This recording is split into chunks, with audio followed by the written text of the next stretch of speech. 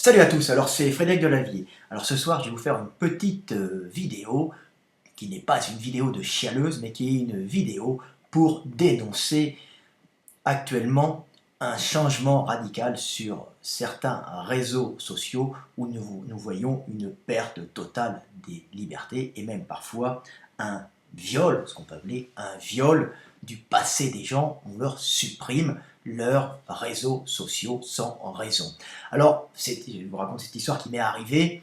J'avais un compte Facebook, il y avait presque 4000 personnes, hein, en mon nom, bien sûr, hein, pas de pseudo, et mon compte a été tout bonnement supprimé sans aucune menace préalable, on me l'a éradiqué. Donc plus accès à mes photos, plus accès à mon passé que j'avais stocké, donc je ne vais pas pleurer parce que je le stocke ailleurs aussi, hein, plus accès à mes contacts, hein, plus accès à mon réseau professionnel, bien sûr, parce que je pouvais avoir, bien sûr, j'ai doublé, triplé tout ça, hein, puisque nous sommes dans une espèce de combat pour la liberté, liberté d'expression et liberté de pouvoir dénoncer un système qui devient un système oppresseur. Donc, on peut s'apercevoir que nous ne sommes plus dans un état de liberté,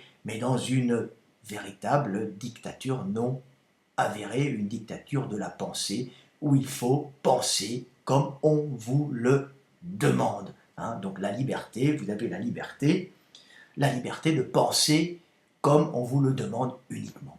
Donc on m'a viré mon Facebook. Hein. Alors j'ai des amis qui travaillent aux États-Unis justement sur la sécurité informatique. Ils m'ont dit pour dégager quelqu'un comme ça de Facebook, faut quand même y aller fort, hein, c'est pas évident. Alors en plus, sans aucune menace préalable, hein, sans aucun blocage, 3 jours, 4 jours, 5 jours, sur ce compte Facebook. Alors j'en avais un autre que j'avais, parce que j'avais un compte professionnel, hein, c'est un compte où je parle de sport, hein, beaucoup plus.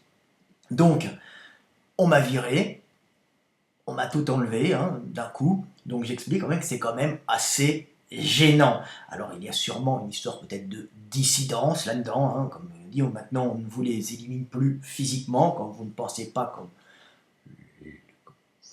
l'oligarchie veut que vous pensiez, donc on ne va plus vous éliminer physiquement, mais on vous élimine, on tente de vous éliminer socialement.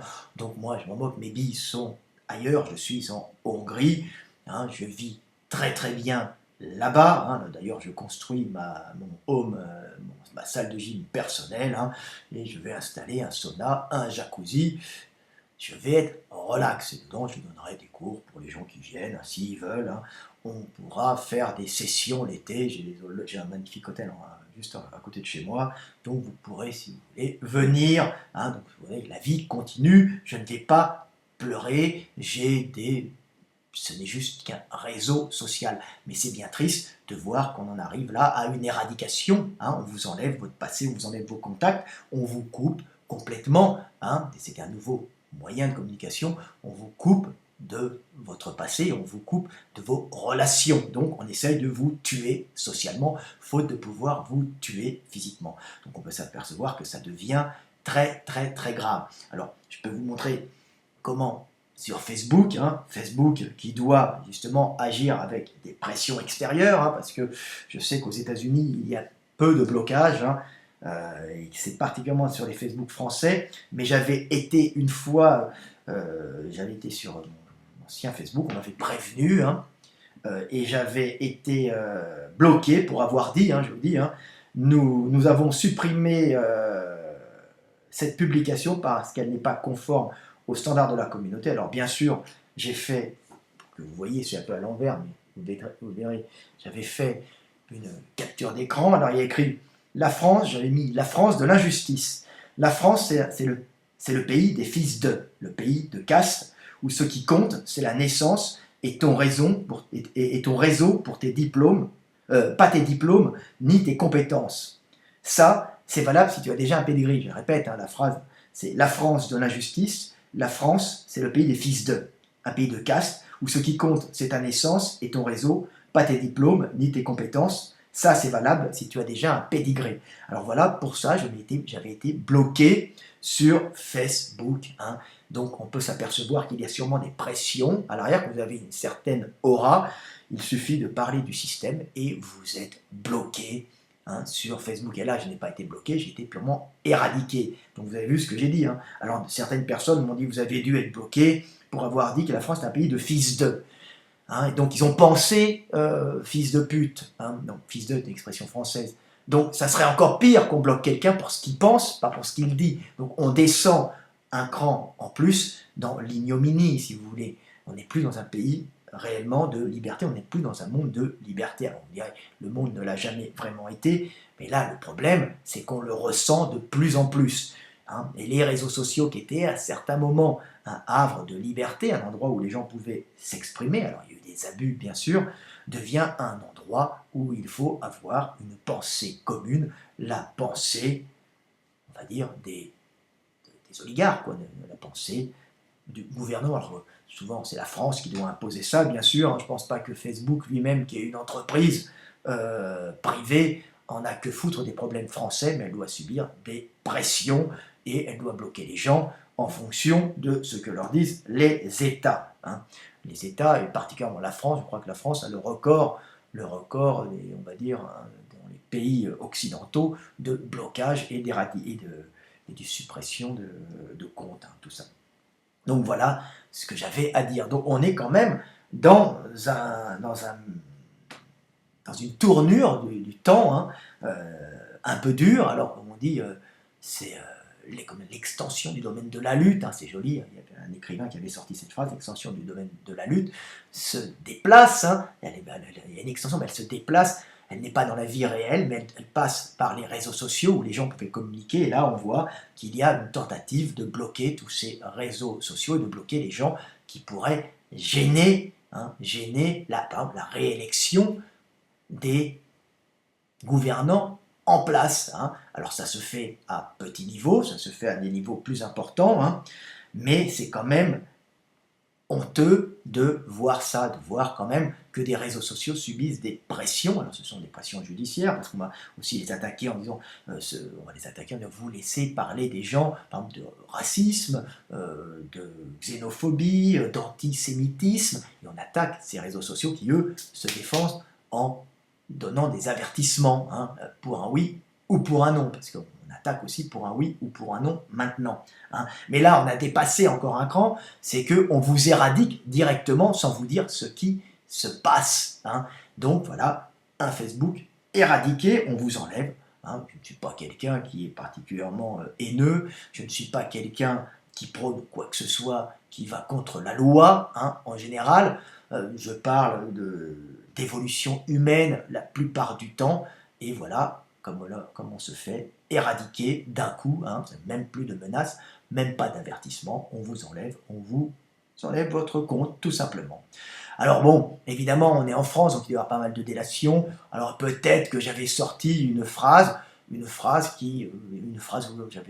ou un texte que j'avais fait, hein, sur les femmes, hein, j'avais écrit, parce qu'on s'interroge, nous, les hommes, nous, les scientifiques, hein, femmes aussi, nous interrogeons sur les comportements, et comme je suis passionné depuis plus de 30 ans par la paléontologie et par l'anthropologie humaine, pour comprendre l'humanité, mais pour me comprendre moi-même aussi, je m'interroge, j'étudie l'anatomie, j'étudie l'évolution humaine, vous voyez derrière, hein, vous voyez, ça c'est des dessins que je fais, hein, donc je suis connu dans le monde entier pour mes livres et pour mon approche anatomique du sport. J'ai révolutionné le sport grâce à l'étude des différentes morphologies et justement des variations entre individus dans la performance sportive et dans l'exécution des mouvements, ce qui m'a valu de vendre mes livres à des millions d'exemplaires. Hein. Alors ça peut passer pour du racialisme des fois, alors que ça n'a absolument rien à voir. À l'époque, on m'accusait d'être raciste, mais non, j'expliquais que par exemple les Africains couraient ou avaient les membres plus longs, pour des adaptations à la chaleur, avec des restitutions tendineuses, hein, parce qu'ils n'ont pas la même configuration que les Européens qui sont adaptés au froid, qui ont des plus gros mollets, donc j'expliquais des choses comme ça, j'expliquais les différences morphologiques qui entraînaient des performances dans certains sports, ou des non-performances dans ces sports-là, ou des performances dans d'autres sports. Donc ça m'a valu quand même une certaine renommée mondiale. Donc j'étudie l'anthropologie, et là, visiblement, une phrase n'a pas dû passer, qui n'est pas du tout une phrase agressive. Hein. Je parlais des femmes, hein, et je disais que les femmes étaient influençables, et que c'était une qualité et non un défaut. J'avais expliqué ça par une petite phrase qui a été conservée quand même. Je conserve toutes mes phrases, bien sûr, puisque j'ai une équipe qui travaille avec moi et qui récupère ce que j'écris sur Facebook, car je suis un réactif et je communique avec les gens sur Facebook. Nous nous interrogeons, des chercheurs qui viennent sur Facebook, des paléontologues aussi, hein. J'ai des jeunes sportifs, j'ai des diplômés, j'ai de tout. Hein. Et grâce aux questions posées au maître, le maître s'enrichit et réfléchit, car il n'est pas des fois capable de se poser des questions, mais capable d'y répondre. Donc c'est pour ça que c'était très interactif et très agréable, Facebook, donc on l'a éradiqué. Donc voilà la petite phrase sûrement qui m'a valu l'éradication, hein, c'est contre la petite phrase, le petit texte, hein, alors, contrairement à l'homme qui est relativement rigide et s'attache à ses habitudes comportementales ou vestimentaires, la femme est bien plus souvent influençable par son milieu. Opinion des copines, mode, tendances comportementales, etc. Il ne faut pas oublier que pendant des millénaires, la femme ne restait pas dans le groupe familial parental et se retrouvait le plus souvent dans le groupe du mari. Elle est donc programmée inconsciemment pour devenir ce que le groupe veut d'elle et se fondre dans le nouveau milieu. Elle devient une femme soumise dans les sociétés traditionnelles primitives ou une féministe libérée quand elle subit une propagande médiatique. Il faut noter que cette particularité a adopté très rapidement les coutumes nouvelles pour accepter et transmettre la vie, la rend très réceptive aux tendances vestimentaires imposées par les marchands. La femme devient donc facilement une victime de la mode, qui est en fin de compte une instrumentalisation mercantile de son besoin de s'adapter aux pratiques du groupe pour plaire et se fondre dans sa communauté et ainsi transmettre la vie dans de meilleures conditions. Donc j'expliquais d'une façon anthropologique le fait que les femmes étaient souvent influençables par la mode. Les hommes le sont beaucoup moins, ils ont une influence. L'influence des hommes, tout le monde est influençable, mais on voit que la mode change en permanence pour les femmes et que cette façon d'être influencée, hein, très facilement, avait une cause qui permettait à la femme, justement, ce côté influençable de la femme, ça avait une cause, c'était pouvoir s'adapter au nouveau groupe, car l'homme lui reste dans son ancien groupe et la femme va dans le nouveau groupe, donc elle devient comme un caméléon, hein, donc elle s'adapte, comme elle change de mode aussi. Donc j'expliquais ça, ce n'était pas du tout un défaut, donc j'ai été éradiqué visiblement pour avoir dit ça, hein, sans mise en garde avant, sans arrêt, sans blocage. Donc, monsieur, on vous enlève, vous ne pensez pas comme il faut penser. Mais bon, on verra plus tard que j'avais raison, hein, tout simplement. Mais bon, comme disait Galilée, la Terre est plate, pourtant elle tourne. Bon, voilà. Bon, bah, qu'est-ce que vous voulez, hein. Donc voilà ce que j'avais à dire. Mais c'est quand même un viol, hein. C'est quand même très dur de voir ça. Alors bien sûr, on m'a sûrement bloqué pour sexiste. Alors je ne suis pas du tout sexiste, hein. Je parle d'anthropologie, toutes les femmes ne sont pas influençables par la mode, hein. Mais bon, j'aurais dit par exemple, j'aurais parlé des hommes et j'aurais expliqué pourquoi les hommes sont globalement plus agressifs, hein, et, en général sont plus agressifs, et que les hommes en général sont responsables de la plupart des crimes, des massacres, des meurtres, des tortures et des exécutions, hein. J'aurais expliqué que les hommes en général ils font la guerre, les hommes sont responsables des meurtres, c'est eux qui pratiquent les exécutions, hein, c'est eux qui pratiquent ça en général, hein. J'aurais expliqué d'une façon anthropologique qu'en général c'est pour accéder à la femme en émassant la concurrence, ou bien pour conquérir un territoire calorique et se reproduire et nourrir les femmes, hein, ou pour évincer une concurrence énergétique qui pourrait vous prendre votre énergie sur votre territoire, ou pour justement se défendre d'une concurrence énergétique masculine, bien sûr. C'est pour ça que les hommes sont agressifs et violents pour défendre un territoire, défendre les femmes et conquérir les femmes, hein, et les nourrir. Donc, et eux-mêmes protéger leur territoire énergétique, hein. Donc j'aurais dit ça, bien sûr ça n'aurait posé aucun problème, hein, mais alors dire qu'une femme est influente, les hommes c'est bien plus grave de tuer, de massacrer, hein, mais bon, ça fait partie de l'humanité. Bah oui, bah je dis que les femmes sont influençables par leur milieu pour pouvoir se fondre plus facilement dans ce milieu, ben là vous êtes radié complètement. Donc on voit un monde stupide où essayer de parler, essayer de faire évoluer les choses ne plaît pas quand ça ne rentre pas dans la pensée globale qui veut qu'on soit tous pareils, qu'on soit identiques, que les petites filles et que les petits garçons soient pareils, qu'ils doivent jouer au même jeu tous ensemble, que les petits garçons et les filles, on peut les habiller indistinctement en petites filles ou en petits garçons, on peut faire tenir des poupées à des petits garçons, il n'y a pas de problème, il n'y a pas de programmation pour ça, on veut que tout le monde soit, en fin de compte, une espèce d'univers, d'humanité globalement homogène et surtout obéissant facilement à une oligarchie qui pourra en faire ce qu'elle veut. Donc voilà, hein, et donc ce qu'elle veut, ça veut dire les faire voter pour elle, hein, pour pouvoir continuer à les traire, tout simplement. Donc voilà, on veut des gens dociles, donc c'est un peu triste de voir ça, de voir comme maintenant les réseaux sociaux deviennent, et c'est très grave, hein, éradiquer complètement quelqu'un, c'est-à-dire vous pouvez lui couper socialement de ce genre. Vous avez rendez-vous avec quelqu'un, vous avez un Facebook, hein, vous lui dites j'arrive à telle heure, hein, voilà, et vous communiquez, vous dites où vous êtes, et ben vous ne pouvez pas parce qu'on vous a coupé vos réseaux sociaux. Hein. On vous coupe, faute de vous éliminer physiquement, hein, maintenant la dissidence sera éliminée socialement. Hein. Donc voilà, hein, c'est un peu triste. Alors je voulais parler aussi d'Alain Soral, que j'apprécie, hein, pour parler d'Alain Soral, qui lui continue à avoir son Facebook, alors qu'il pourrait, il aurait pu être éradiqué depuis longtemps. Hein. Je vais quand même expliquer, Alain Soral est un réel dissident, hein, qu'on l'apprécie ou qu'on ne l'apprécie pas, qu'on soit d'accord avec ce qu'il dit ou pas, c'est quelqu'un de droit, qui est un réel dissident, il n'est pas avec le système, hein, il est oppressé par ce système, puisqu'il est attaqué par la justice en permanence, hein. Donc il essaye de vivre justement de ces attaques en récupérant l'énergie de ces attaques pour se victimiser et montrer qu'il est là en première ligne et donc attirer l'attention des gens pour l'aider, hein, à continuer un combat où il dénonce certaines choses, hein, mais il est dans ce jeu, il est utilisé, hein, par le système, il est maintenu, hein, tout simplement, ces réseaux sociaux sont maintenus pour, en fin de compte, et c'est un peu, mais lui il doit le savoir, hein, mais il ne peut pas faire autrement, c'est une lutte d'influence, il est maintenu pour comptabiliser, pour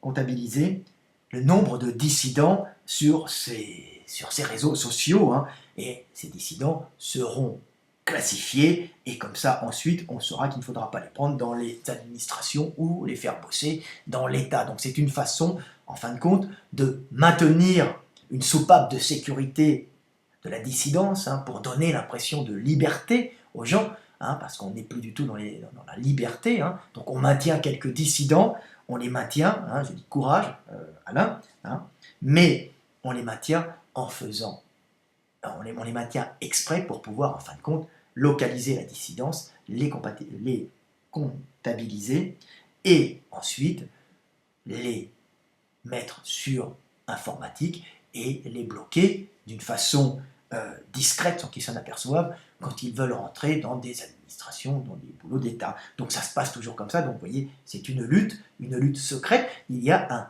combat, un réel combat actuel où les gens essayent, où il y a des gens qui essayent vraiment de combattre un système. Alors il y a lui, il y a plein d'autres, plein de bords différents, hein, de gauche, de droite. Il y a de gauche, on va dire, il n'y a pas de gauche, de droite réelle, mais on peut avoir des gens plus proches du front de gauche. Alors des gens ils sont achetés, hein, mais on voit qu'il y a quand même une légère, comment dire, une légère dérive de Mélenchon vers la liberté en essayant de s'émanciper de ce système, hein, de ce système auquel il était. Hein. Donc on voit certaines dissidences qui est à gauche. Alors il n'y a pas de gauche et de droite dans le monde, mais on va dire comme l'hémicycle français politique du Sénat ou du Parlement du Sénat, il y a ce système de gauche et de droite. On peut voir que des deux côtés, hein, des gens essayent de s'émanciper, mais on voit qu'il y a une lutte du pouvoir, de lutte de ces grosses familles qui dirigent, hein, de cette oligarchie, de ces castes qui dirigent, pour pouvoir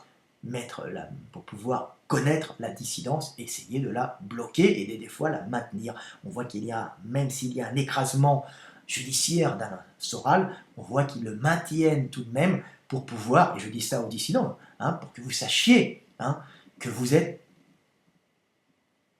comptabilisé sur ces réseaux sociaux et que vous serez sur les ordinateurs des services, tout simplement. Je dis ça parce que c'est connu, les réseaux sociaux, c'est le nouvel endroit où les services sont là. Alors, pour des gens qui ne sont pas terroristes, qui cherchent simplement la liberté, c'est un peu dur, la liberté de ne pas être soumis à une oligarchie qui veut un peuple de moutons pour l'emmener à la tonte, ou pire des fois à l'abattoir. Mais malheureusement, le combat est dur et le combat n'est pas prêt de se terminer. Donc moi, je fais partie des gens qui ont tenté d'éradiquer, en partie socialement. Ça paraît rien, ce n'est pas grand-chose pour moi, puisque bien sûr, je suis du réel, mais on voit qu'il y a une tentative d'éradication, et ce n'est pas de la faute de Facebook, c'est Facebook, bien sûr, qui reçoit des pressions qui viennent d'ailleurs, des pressions. Et je peux le dire parce que j'avais un ami hongrois, dans ces petits pays on connaît, qui bossait par exemple pour les services autrichiens, et qui travaillait sur les logiciels de reconnaissance faciale, par exemple, et de reconnaissance vestimentaire, même couleur, tout ça a été noté.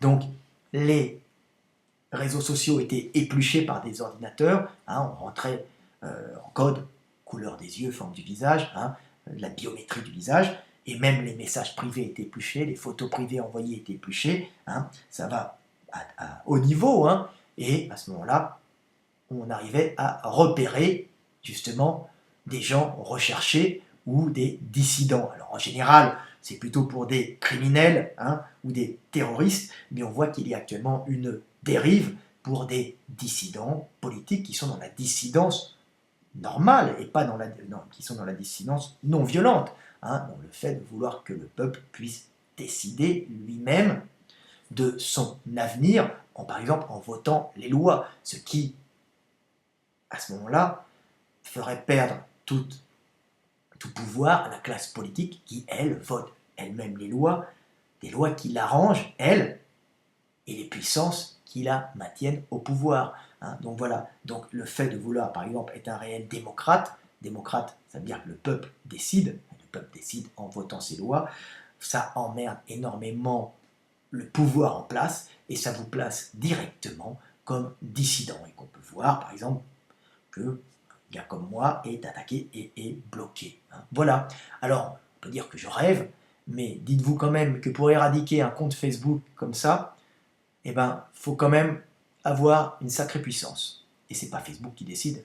Facebook est une boîte privée à la base, qui rend service à l'humanité en générant des réseaux sociaux.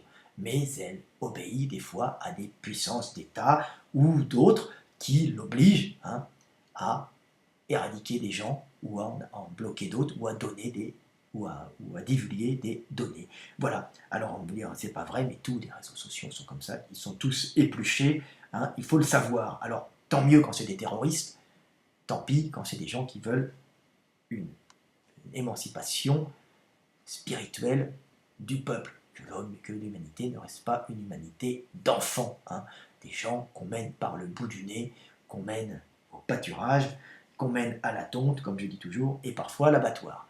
Salut, c'était Fred Delavier, à bientôt, paix sur terre, et puis continuons le combat.